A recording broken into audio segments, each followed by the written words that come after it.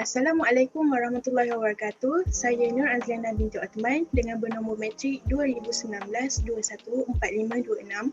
Assalamualaikum warahmatullahi wabarakatuh. Nama saya Nur Syakira Adiba binti Suhaimi dengan nombor matrik 2019227682. Assalamualaikum warahmatullahi wabarakatuh. Saya Izzah Atira binti Hazrin dengan nombor matrik 2019805904. Assalamualaikum warahmatullahi wabarakatuh. Nama saya Nurul Afika binti Muhammad Nizari, nombor matrik 2019286208. Kami dari RAP 1203A dalam kursusi 3262 iaitu Asas Pengurusan Hartanah Islam. Next.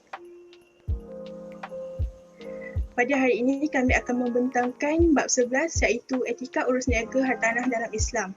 Terdapat 7 etika urus niaga. Yang pertama adalah ubudiyah ataupun tauhid, yang kedua amanah, ketiga jujur, menepati janji, adil, kebebasan dan akhir sekali adalah ikhlas. Saya akan menerangkan subtopik ubudiyah ataupun tauhid. Etika perniagaan daripada perspektif Islam hendaklah berteraskan konsep tauhid, iaitu manusia disuruh menjalankan aktiviti perniagaan secara berakhlak atau beretika kerana menjalankan kehendak Tuhan Yang Maha Esa. Perniagaan melakukannya hanya bertujuan untuk mengabdikan diri kepada Allah, iaitu ubudiyah. Ubudiyah itu sendiri bermaksud mengabdikan diri kepada Allah Subhanahu Wa Taala. Laksanakan etika perniagaan adalah salah satu ibadah.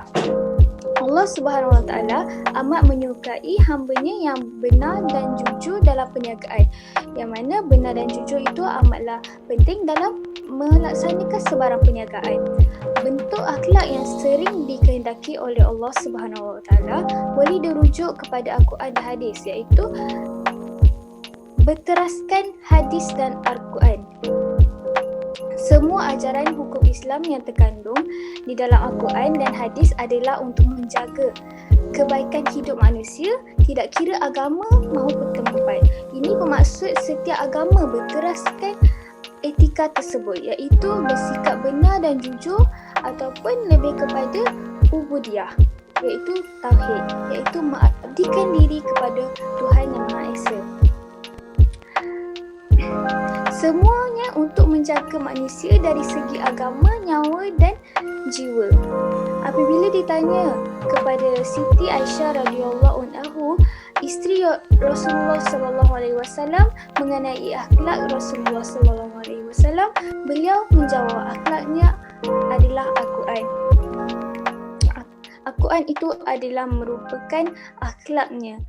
Okey, seterusnya persaudaraan adalah berasaskan prinsip tauhid. Islam amat menekankan persaudaraan dalam perniagaan, yang mana persaudaraan dan persamaan tidak akan dicapai dalam kehidupan manusia apabila tidak mempraktikkan etika-etika ini dalam perniagaan.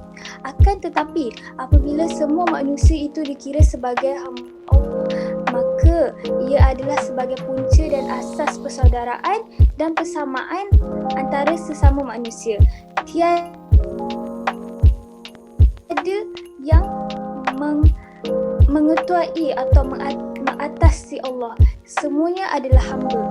Hatta dalam pekerjaan, selalu semangat ini jelas kelihatan sebagaimana yang disebut dalam sebuah hadis Rasulullah. Next. Kedua adalah etika amanah. Amanah itu adalah prinsip accountability kepada Allah Subhanahu Wa Taala. Dalam Islam itu sendiri, kehidupan dan segala sumbernya adalah amanah yang diberikan kepada manusia. Dalam perniagaan harus berlaku amanah kepada masyarakat, iaitu perniagaan akan melibatkan pembeli dan penjual. Pembeli haruslah bersikap amanah kepada penjual. Oleh itu, semua perniagaan haruslah dimanfaatkan secara paling beramanah tanpa menyebabkan sebarang kemudaratan kepada masyarakat dan persekitaran. Ini bermaksud jika kita menjalankan sesebuah perniagaan, amanah itu adalah tunjang kepada perniagaan kita itu sendiri, dan ianya sekiranya amanah dipraktikkan dalam perniagaan penjual, peniaga, tiada akan menyebabkan kemudaratan kepada masyarakat. Iaitu di sini amat menegaskan bahawa amanah itu adalah penting dalam menjalankan perniagaan. Seterusnya, Islam melarang para peniaga dan usahawan menipu secara berjual beli. Iaitu ia akan terus jatuh kepada dosa besar yang mana menipu pembeli dengan kita sebagai contoh menjual barangan yang rosak, tarikh luput dan amalan yang memperdayakan pembeli. Di mana ini adalah merujuk kepada peniaga yang tidak bersikap amanah dan tidak jujur terhadap proses jual beli dengan pembeli itu tersebut. Begitu juga dengan kes barang rosak atau tidak boleh digunakan.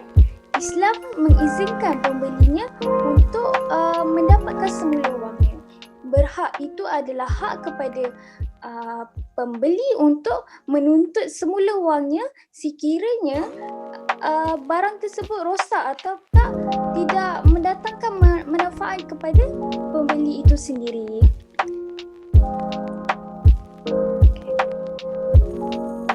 Yang ketiga ialah jujur. Kebenaran adalah nilai asas dalam Islam. Dalam perniagaan, seseorang perlu jujur, tidak menipu atau bersumpah dan mengeluarkan iklan palsu. Prinsip ini bukanlah satu strategi perniagaan dalam Islam, tetapi adalah satu tanggungjawab bagi setiap individu Muslim. So, apabila kita menjalani sebuah perniagaan ataupun jual beli, kita kena jujur dengan kita punya pembeli ataupun kita punya rakan kerja kita. Apabila kita berurusan dengan rakan niaga, kita perlu ada sikap jujur itu untuk meneruskan persaudaraan yang lama. Sebab itu peniaga yang tidak jujur menipu timbangan untuk mendapatkan untung yang lebih, menipu timbangan merupakan kaedah penipuan dan eksploitasi yang telah dilakukan sejak sekian lama. Seperti yang kita boleh nampak dekat pasar selalunya, peniaga yang tidak jujur ini akan meletakkan sesuatu barang yang berat atas timbangan, contohnya seperti untuk timbang buah, untuk mendapatkan harga yang lebih tinggi daripada sepatutnya. So itu adalah satu cara yang peniaga yang tidak jujur yang kita boleh nampak. Seterusnya ialah menepati janji. Islam memandang berat terhadap janji. Prinsip asas seperti kebenaran, kejujuran dan amanah seperti digariskan atas perlu diikuti di sini. Seseorang peniaga atau pengurus Islam patut mematuhi amanah, janji dan kontrak yang dilakukannya.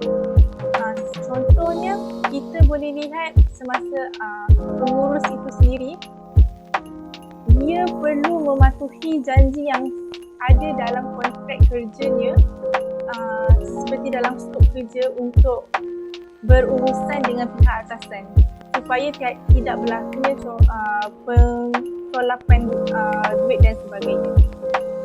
Seterusnya ialah penting bagi seseorang yang beriman itu menunaikan janjinya, misalnya sekiranya membayar sewa seperti dijanji melalui kontrak al-ijarah atau menyerahkan barang apabila tiba masanya dalam kontrak jual beli sekejap. Setengah kontrak seperti hutang perlu dituliskan untuk menjelaskan tentang tempoh dan syarat lain kontrak hutang agar tiada pihak yang terhalangi. So contohnya kita boleh ambil seperti peniaga kedai runcit. Contoh pembeli dia hendak berhutang terlebih dahulu. Dia beli ikan ataupun barang-barang dapur, dia nak hutang dulu. So jadi peniaga kedai runcit tersebut harus menulis di dalam sebuah buku dan mencatat hutang yang dilakukan oleh pembeli tersebut agar adanya kertas hitam putih supaya apabila tiba masanya untuk dia membayar, dia akan membayar hutangnya. Dia akan menjadi bukti untuk peniaga tersebut. Yang seterusnya ialah adil. Keadilan bermaksud setiap orang mesti diperlakukan sesuai dengan apa yang sepatutnya, meletakkan sesuatu pada tempatnya tanpa diskriminasi. Ia diperlukan terutama dalam perletakan harga, kualiti pengeluaran, layanan kepada pekerja, persekitaran dan keputusan perniagaan. Hal ini bermaksud setiap orang mesti diperlakukan dengan adil, terutama kepada pekerja. Setiap pekerja yang bekerja dalam sebuah syarikat, kedai mestilah diperlakukan dengan adil oleh setiap individu agar tiada diskriminasi yang dilakukan oleh yang dilakukan kepada pekerja.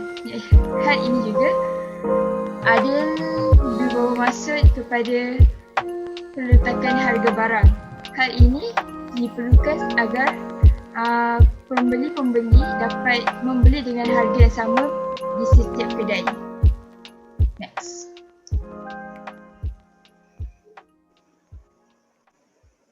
Yang seterusnya ialah kebebasan.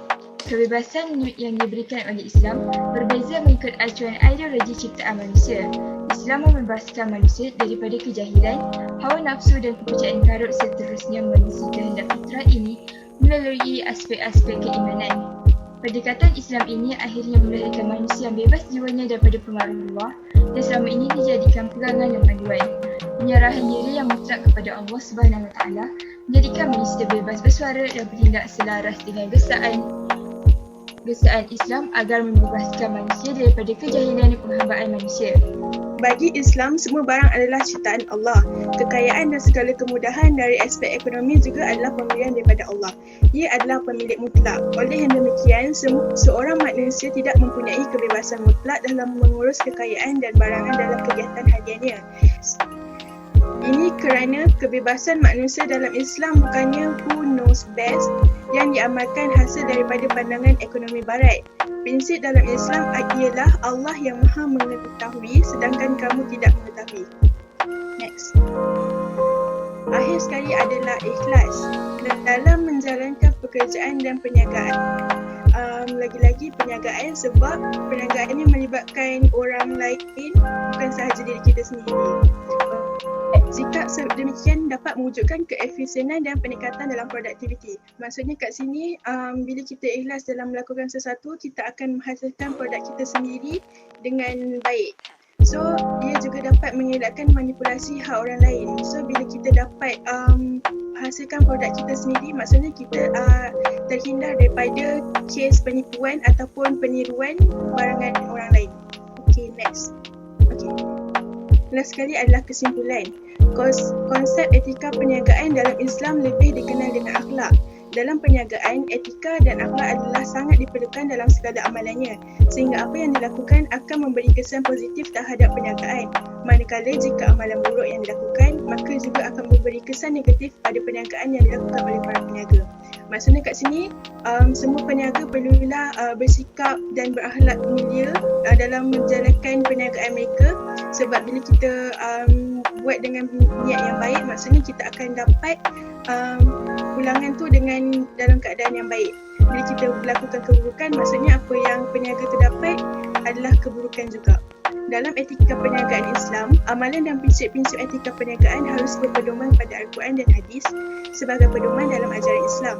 Para peniaga harus benar-benar faham mengenai konsep perniagaan dan polisi dalam perniagaan, ribat dalam perniagaan Islam, larangan penimbunan dan larangan menipu serta mengurangkan timbangan. Maksudnya kat sini kita sebagai orang Islam, bila kita menjalankan perniagaan, kita perlu pegang kepada prinsip, kita perlu pegang kepada Al-Quran dan Hadis sebab Al-Quran dan Hadis adalah daripada ajaran Islam. Jadi bila kita sebagai umat Islam melakukan perniagaan, kita kena faham, kena belajar betul-betul apakah itu konsep perniagaan dalam Islam. Maksudnya kita kena tahu apa itu riba dalam perniagaan Islam, apa yang dilarang oleh Islam dalam perniagaan, dan juga kita juga dilarang untuk menipu serta mengurangkan timbangan. Sekian sahaja daripada kami sekumpulan. Assalamualaikum warahmatullahi wabarakatuh. Sekian, terima kasih.